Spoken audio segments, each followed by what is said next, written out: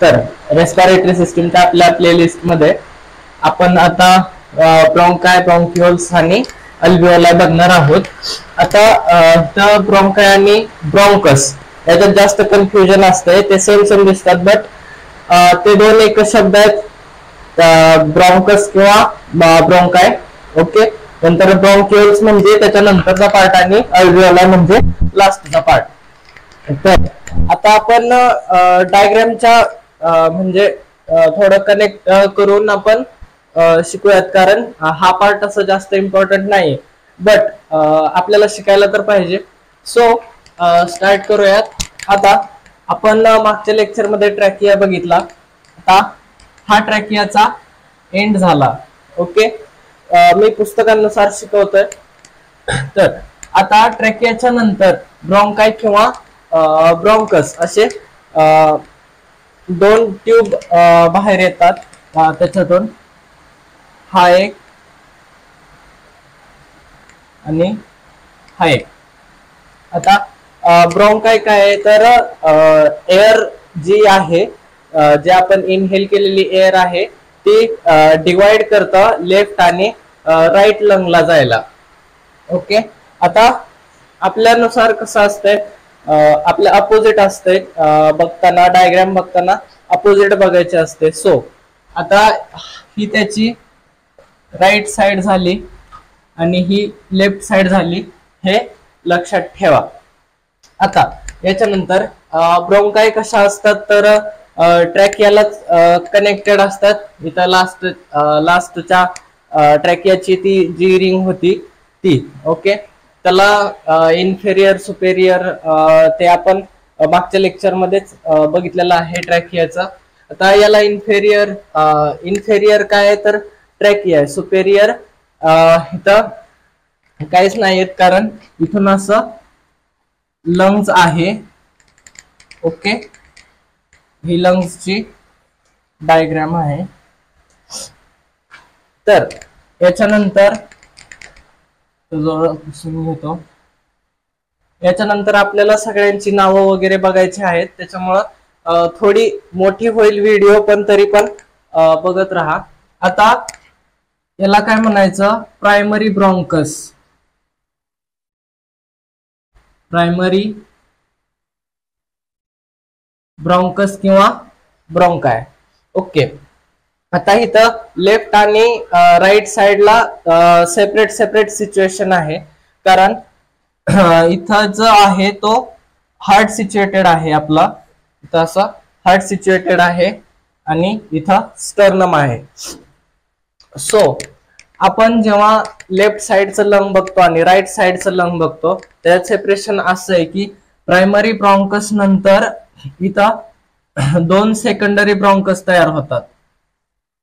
ह्या सेकंडरी ब्रॉन्कस झाल्या, दोन झाल्या secondary bronchus in left lung.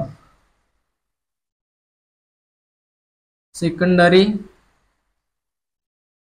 ब्रॉन्कस. याच्यानंतर याचं डिवायडेशन अजून एकदा होतं.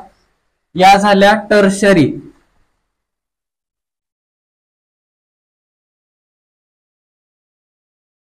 ओके, टर्शरी ब्रॉन्कस नंतर याचं डिवायडेशन अजून होतं. ओके, आता लक्षात ठेवा, आपण नंबरिंग करूयात समजण्यासाठी.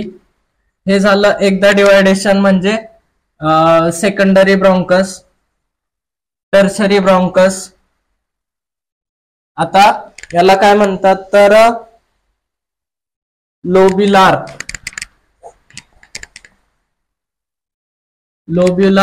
ब्रॉन्क्युल्स.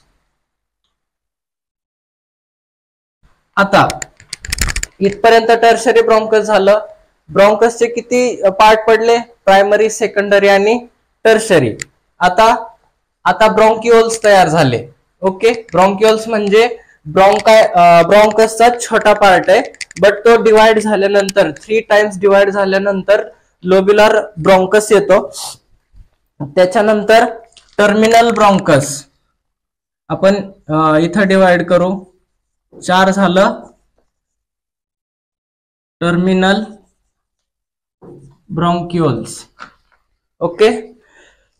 याच्यानंतर एअर सॅक, याच्यानंतर एअर सॅक येणार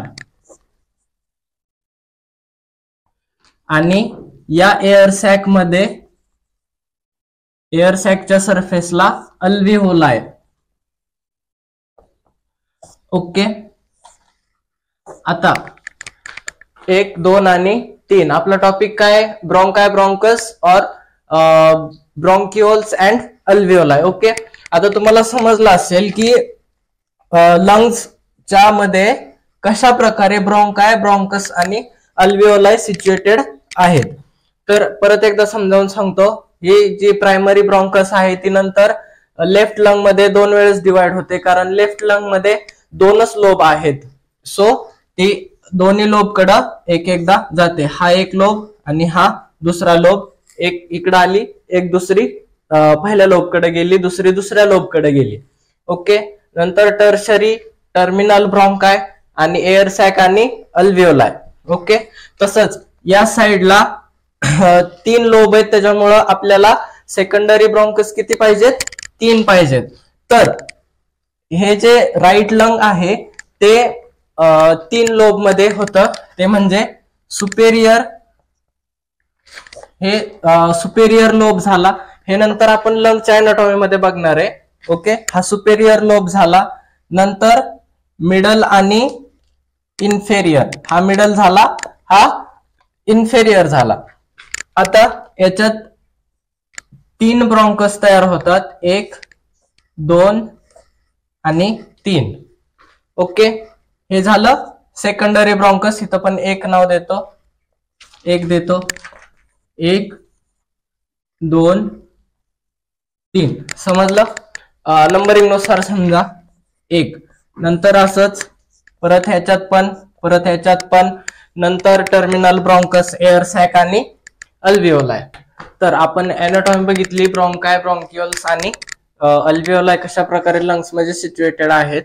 तर आपण आता फंक्शन बघतोय, पण ते फक्त ब्रॉन्काय आणि ब्रॉन्क्युल्सचे बघतोय. अल्व्हिओलाई थोडासा कॉम्प्लिकेटेड पार्ट आहे, त्याची सेपरेट एनाटॉमी आपण घेणार आहोत. ओके. तर फंक्शन पहिलं काय? Control of air entry. आता जसं की सांगितलं की ब्रॉन्काय हे ट्रॅकिया टाइप आहे. तर ब्रॉन्काय मध्ये डायलेशन होतं जेव्हा आपण इनहेल करतो. आता ती एअर एंट्री कंट्रोल करण्यासाठी डायलेशन आणि कॉन्ट्रॅक्शन त्याच्यामध्ये चाललेलं असतं. जेव्हा इनहेल करतो तेव्हा त्याचं डायलेशन होतं, कारण एअरचा प्रेझेन्स आपल्या बॉडीमध्ये जास्त असतो. CO2 असेल किंवा O2 असेल.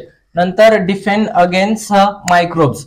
आता रेस्पिरेटरी सिस्टीम मध्ये ब्रॉन्क्युल्स पर्यंत आपली डिफेन्स सिस्टीम काम करते. ओके. Warming and humidifying. आता तुम्ही म्हणसाल की प्रत्येक ऑर्गन मध्ये त्याचं फंक्शन आपण बघितलं, वॉर्मिंग, ह्युमिडिफाईंग ते आहे. कारण इथं कसं आहे, तर ते त्याचं फंक्शन आहे. कारण एक पण मायक्रोब किंवा एक पण मायक्रोब आपल्या ब्लड स्ट्रीम मध्ये जायला नको अल्व्हिओलाई च्या सरफेस पर्यंत. त्याच्यामुळं डिफेन्स करतं आणि डिफेन्स करण्यासाठी ह्युमिडिफाईंग आणि वॉर्मिंग होणं गरजेचं असतं एअर साठी. सो त्याच्यात वॉर्मिंग आणि ह्युमिडिफाईंग पण होत असते एअरची प्रत्येक ऑर्गन मध्ये. आपण नेझल कॅव्हिटी पासून ते पूर्ण ब्रॉन्क्युल्स पर्यंत बघितलं. ओके. ओके. अल्व्हिओलाई आपण सेपरेट बघूयात, म्हणजे विथ डायग्राम पण बघणार आहोत. Pouch with a diameter of 0.2 to 0.5 millimetre. आता समजा ही अल्व्हिओलाई. ओके.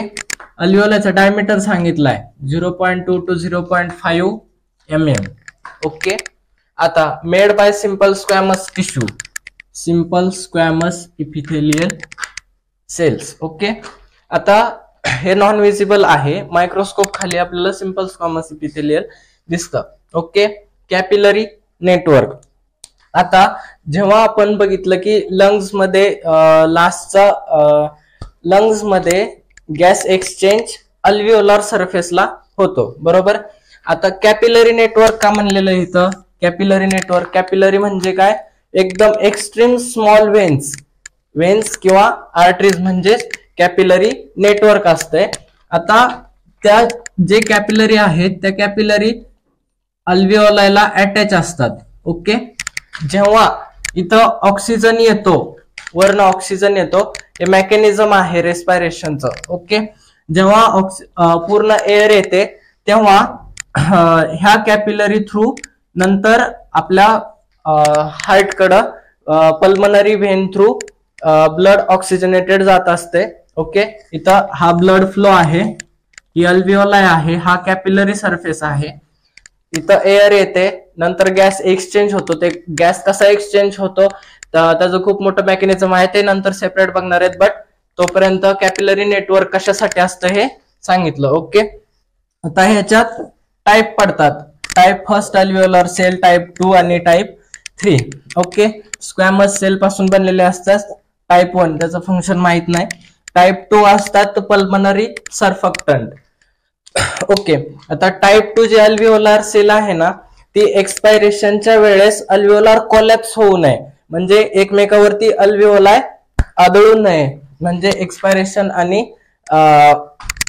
इनहेलेशन आणि एक्सपायरेशन मध्ये. आता समजा या दोन अल्व्हिओलाय शेजारी शेजारी आहेत, बरोबर. आता याच्यात गॅस आला, वरून एअर आली, तर यांची साईज वाढली. मग आता ते कोलॅप्स व्हायला नको, एकमेकांवरती कोलॅप्स व्हायला नको, त्याच्यासाठी हे जे आहे स्क्वॅमस सेलचं जे इपिथेलियल सेल्स आहेत त्या पल्मनरी सर्फक्टंट ऍज अ काम करतात.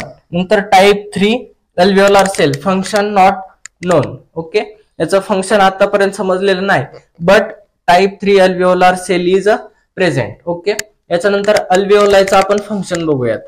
ओके, अल्व्हिओलायचे फंक्शन बघतोय आपण, exchange of O2 and CO2.